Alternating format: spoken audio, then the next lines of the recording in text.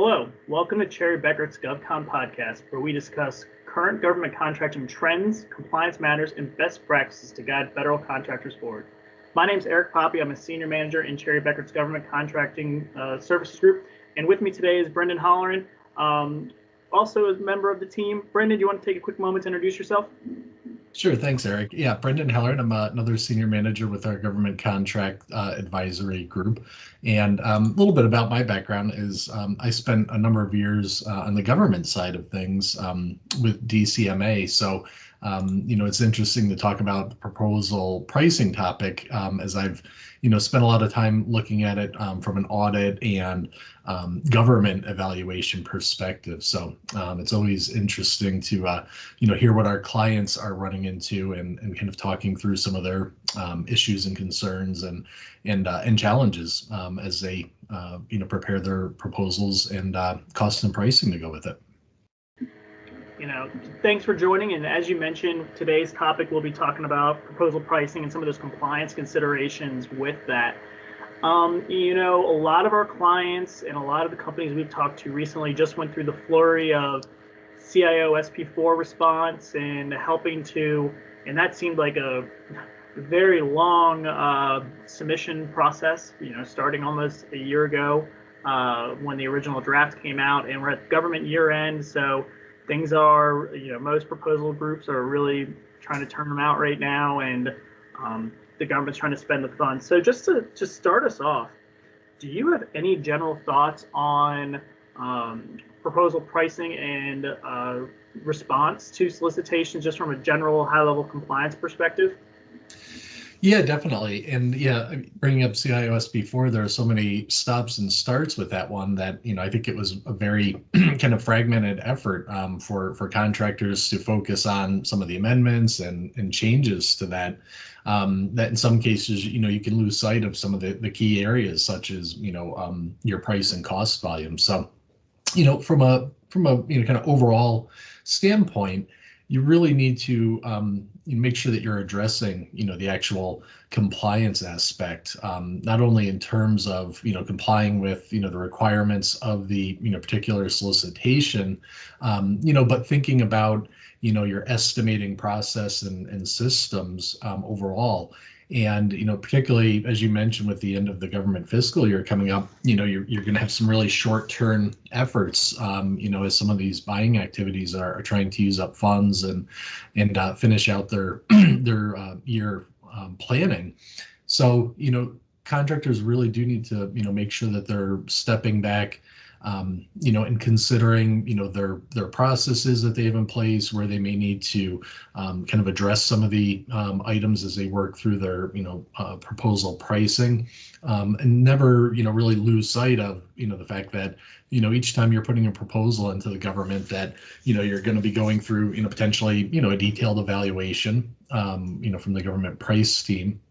But also preparing for, a potential future audit, either of the proposal, or of an actual estimating system. So certainly, taking those things into consideration and making sure that you're kind of reinforcing your process as you go through that preparation, is always a good thing for contractors to consider.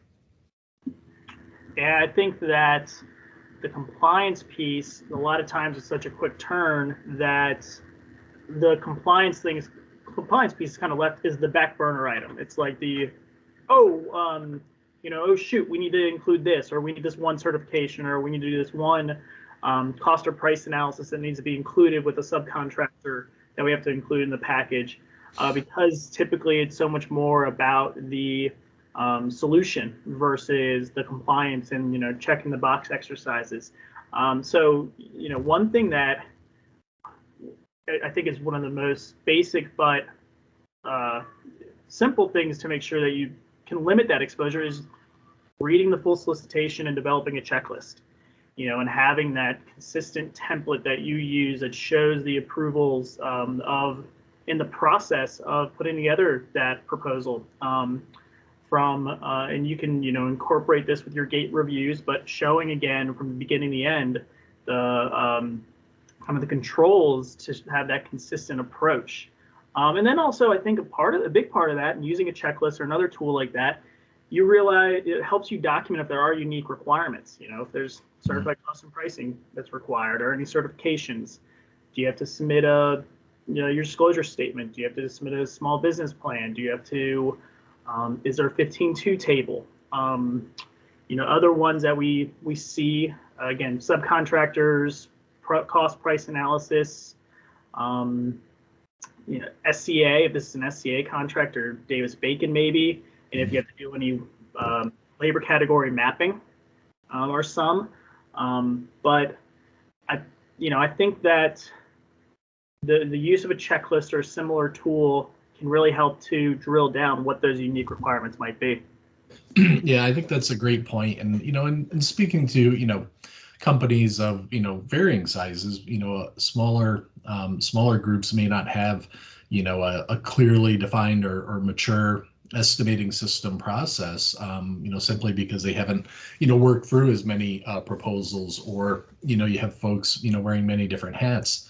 But, really a simple tool like, a checklist, and that's used, in companies of all sizes. It allows you to, as you said, really identify the key requirements, and then it really gives you, that kind of boilerplate working forward to ensure that, you are in fact hitting all the requirements and can check off everything that might need to accompany your price proposal. So yeah, I mean, it's a really simple tool, and it really kind of lends itself to the development of that, estimating system, all of the controls, the processes, and that's just the value added going forward for each, additional proposal and pricing, volume that you complete.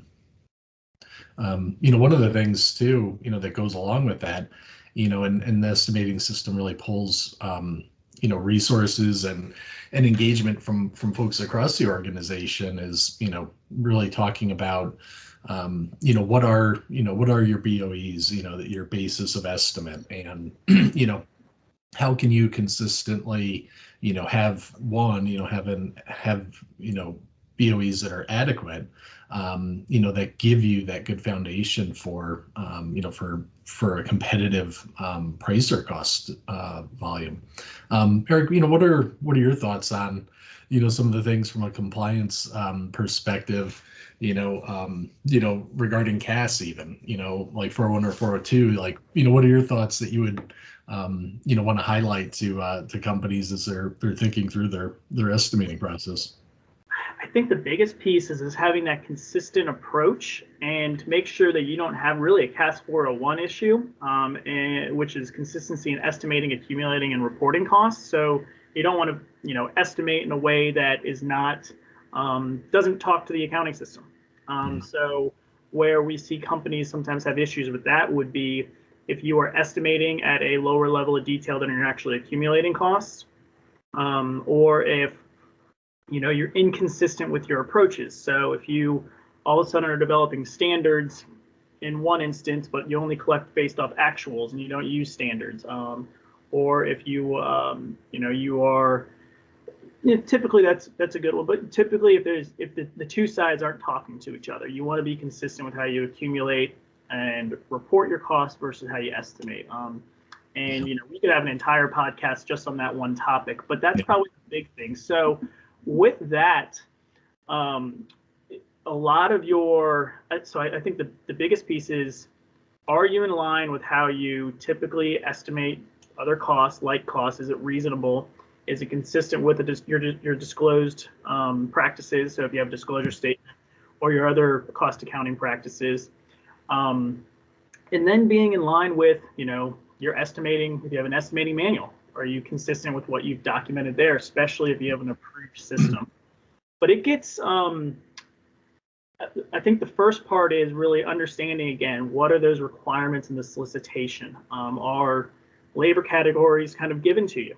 And do you have to, again, map to those labor categories? How are you identifying, maybe for labor, what is the best approach to be competitive with those labor categories? Do you have to, are you using salary bands? you have to source the individuals. But having the correct documentation to support the cost, I think, is the biggest piece. We've helped companies get through cost proposal audits, and the one thing that you don't want the government to think is that you just pulled that cost straight out of the air and plopped it into a proposal. There needs to be some type of support behind it. Do you have any thoughts? Yeah, no, I think you bring up a lot of good points in terms of, using labor as an example. You may have, predefined labor categories that you have to match, match your existing ones to, and really, understanding, are those, the correct resources? Do they have the right experience and education qualifications, or whatever those things are, so that not only can you, price it accurately, given the resources that you already have in house, but if you have to go out and perhaps bring in some new hires for for performance on the contract if you're awarded it.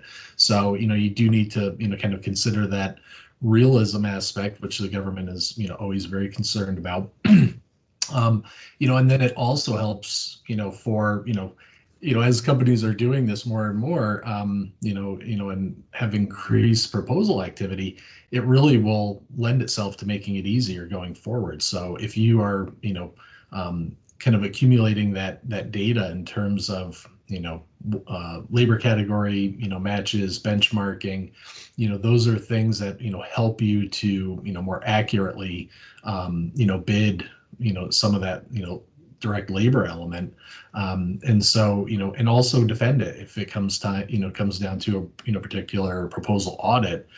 You have some similar to examples. You may have some historicals that you can bring in, and those really do have to demonstrate, like you said, the consistency and have something, have some real information behind it. You use that key term there, realism, and so like for materials, for example, do you have is there a lead time that you need to factor in, and what's the quote validity if you are getting quotes for your material? Is it actual or is it quoted? And then is that quote relatively reasonable to historical costs, especially if it's a repeat type buy? Other ones where we see it, subcontractors, for example. I know we touched on this earlier, but is their quote realistic? And did you do any cost or price analysis there? And do you need to? I feel like the government takes an approach that you as the prime are responsible for that, and a lot of times you're partnering with a sub, especially if you're it's the opportunity for to get in with a new agency. It's a strategic partnership, and that's why you're partnering. It's not as much of the government wants the best price, but you might have picked that sub because you think it gives you a better opportunity to win it. So it's different perspectives. Yeah, no, and really understanding, what level of, analysis you should be doing on, material quotes or subcontractor proposals that you're going to be including, is really key. And one of the things that, is always good to point out, is this may be something that, that a company has, done either similar work or perhaps even some of the same effort. And it's key to understand that you may have some really good historical data in there on material costs or some of the subcontract effort. And those are an important piece and certainly should be a key element of your cost or price analysis. But you do need to make sure that you're updating that and doing current analysis, so that just because something costs X 3 years ago is not necessarily a good indicator of what it's going to be currently or going forward. And you really do need to kind of reaffirm that what it costs at that point. Can you justify what was that actually a good price or cost for it? So you just need to be a little bit careful about some of that information and make sure that you're doing a current effort to validate it and see like how much weight it should really be given. Very, very good point. Another considerations kind of to that would be indirect rates. Do you have forward pricing, or are you using your actuals or some type of budgeted provisional type rate? And are you incorporating, that potential win of that solicitation into the rates? That's always a question. Escalations is another one that we typically see. A lot of companies will just do we're just using a 2% escalation, flatlining it for multiple years. But the government might state like, well, is that actually realistic?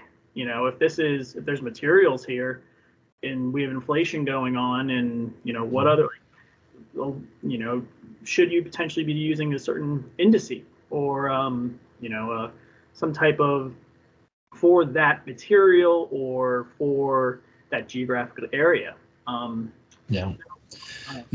and those are key areas. I mean, indirect rates really constitute such a significant portion of the final costs on contracts, that you really do need to be careful that for one, obviously competitiveness is key, because you want to place yourself in a good position to be able to win, but you do need to know what it's gonna take to perform perhaps a few years out, depending on the contract term or program effort.